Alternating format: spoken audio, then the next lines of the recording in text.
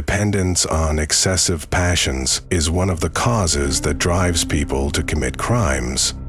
The character in this case is currently in prison because of his harmful habit, Grant Amato. He burned over $200,000 on sex chats with a girl online, and in order to pay for it, he did not hesitate to steal before eventually massacring his entire family. The tragedy, which occurred in early 2019 in a suburban area of Orlando, USA, serves as a lesson worth reflecting on for those who frequently immerse themselves in the virtual world. On January 25, 2019, police received a phone call from Cody Amato's 31 years old co-workers. They reported that Cody hadn't shown up for work and could not be reached by phone.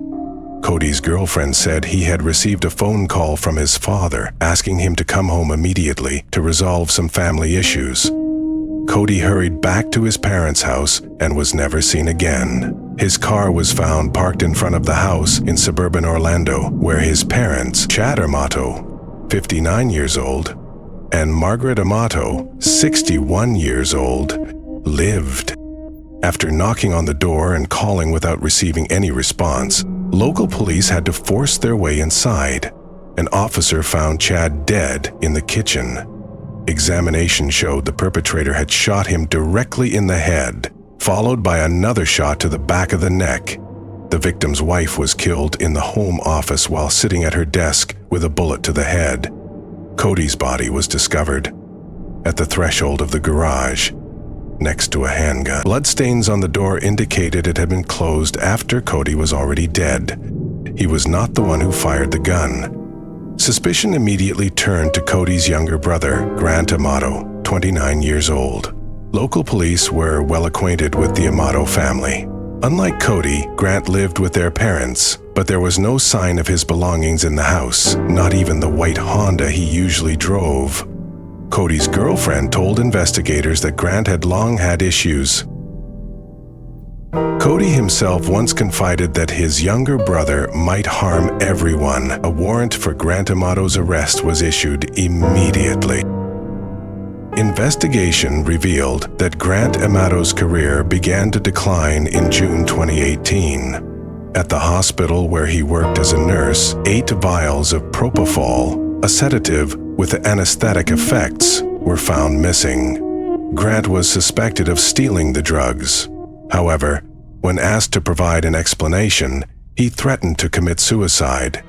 The hospital eventually had to call the police to investigate. Propofol is known to cause feelings of euphoria and even hallucinations, and is rarely used due to the difficulty of dosing it accurately. Grant insisted he did not use the drug himself, nor did he take it for anyone else. He claimed he only took it for patients whose prescriptions were underdosed by doctors. Although the value of the missing drugs was several $1,000s, the case was never taken to court. Even though Grant avoided legal punishment, he lost his job at the hospital. Later, he was also expelled from a nurse anesthetist training program. With no income, Grant had to move in with his parents. From that point on, his only obsession was online pornography sites. Grant spent all his free time on online sex chats. As a result, he became infatuated with a model from Bulgaria whom he had randomly encountered on such a website. His obsession and unhealthy fixation gradually intensified over time. He considered the online model his girlfriend and constantly logged onto the website she was on to maintain their romantic relationship. The problem was that these sex chat sessions were far from cheap, costing Grant anywhere from several hundred to even thousands of dollars each month. However, within just 3 months of getting to know her, Grant had spent up to $200,000 merely to chat online with the Bulgarian model. Currently, almost nothing is known about Grant's virtual lover. The police have not disclosed her name, nor have they revealed the details of their conversations. Grant's relatives affirm that he paid money just to communicate with her online. Additionally, Grant once received letters or packages from this individual. This very fact led to arguments between Grant and his parents, who strongly disapproved of his continued online relationship with a girl from Eastern Europe. It is still unclear exactly how much Grant spent in total on his virtual lover. Even spending hundreds of thousands of dollars on online sex chats is no simple matter. There are a few models who can earn nearly $1 million a year through this method, although they are a rare exception. It is unknown whether Grant's acquaintance in Bulgaria belonged to that group.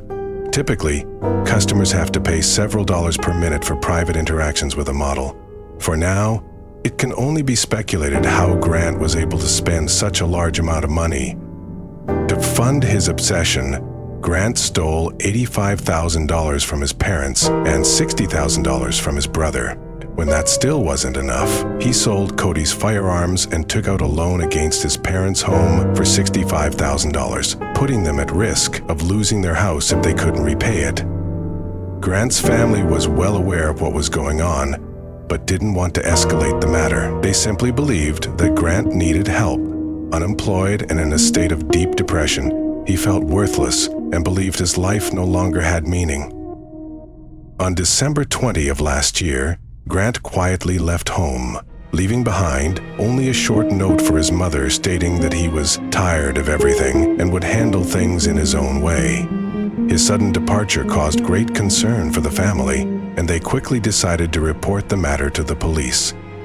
In the official report, both Mrs. Amato and Cody firmly believed that Grant had no intention of simply running away. They were completely convinced that he was planning to harm himself. After the situation calmed down, Grant returned home and had a heated argument with his father. Mr. Amato issued an ultimatum to his son. If he wanted to continue living in the house, he needed to abandon his harmful habits.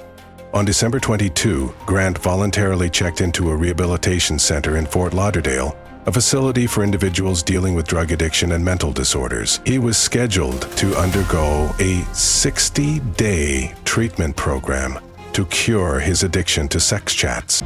Grant stayed at the center for only 2 weeks before returning home on January 4. In a family meeting shortly afterward, he was presented with a list of rules he had to follow if he wanted to continue living with his parents. Of course, one of the conditions strictly prohibited any contact with the Bulgarian model. His father made it clear that Grant would be kicked out if he violated even the smallest rule. Although he felt it was unfair, Grant had no choice but to agree. Perhaps this resentment, combined with his previous mental instability, ultimately led to the Amato family tragedy. On January 26, police located Grant's car in Orlando. The suspect himself was found in a nearby hotel. He did not resist arrest and expressed a willingness to answer all of the police's questions.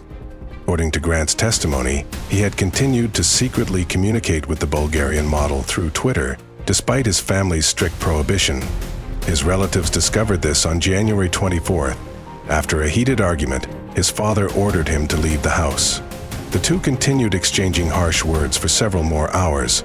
Grant gathered his personal belongings and loaded them into his car, while still being berated by Mr. Amato. Meanwhile, his mother remained in her home office and did not intervene in the conflict, and Mr. Amato picked up the phone to call Cody. After his arrest, Grant initially insisted that he had left for Orlando before his brother returned home. A day later, he changed his statement and admitted that he had in fact seen his brother before leaving. However, he firmly denied being the one who murdered his family. According to Grant, he returned to the house the next day, but saw police cars and reporters surrounding the property, so he decided not to go in. Instead, he went to a nearby cafe and went online to try to find out what had happened. When investigators pressed him on why he didn't go in to check for himself, Grant only repeated one line: "I simply didn't want to know." On January 27, Grant was temporarily released, but just 1 day later, he was rearrested. This time, he faced 3 charges of first-degree murder. According to the laws of the state of Florida, where the Amato family resided, the maximum penalty for this charge is either the death penalty or life imprisonment without the possibility of parole. Grant's lawyer firmly defended his client, insisting that Grant had no involvement in the deaths of his family members, arguing that there was insufficient evidence. For his part, Grant admitted that the suspicions directed at him were entirely understandable. He even acknowledged that he had a motive to commit the crime. In the final part of the interrogation, when shown photographs of the bodies of his parents and brother, police asked whether he felt any remorse for killing them. According to the report, Grant responded that, for months, his family had constantly accused him of ruining their lives, stealing from them, and not following house rules. For those reasons, he believed they could easily find a way to pin the murders on him. The Grant Amato case is a heartbreaking example of the destructive power of unchecked, distorted obsessions. Once an educated man with a promising future, Grant ended up destroying his own life and bringing tragedy upon his entire family, all because of his obsession with a virtual world. It serves as a powerful warning about the unforeseeable consequences that can arise when people lose the boundary between reality and illusion, between reason and desire.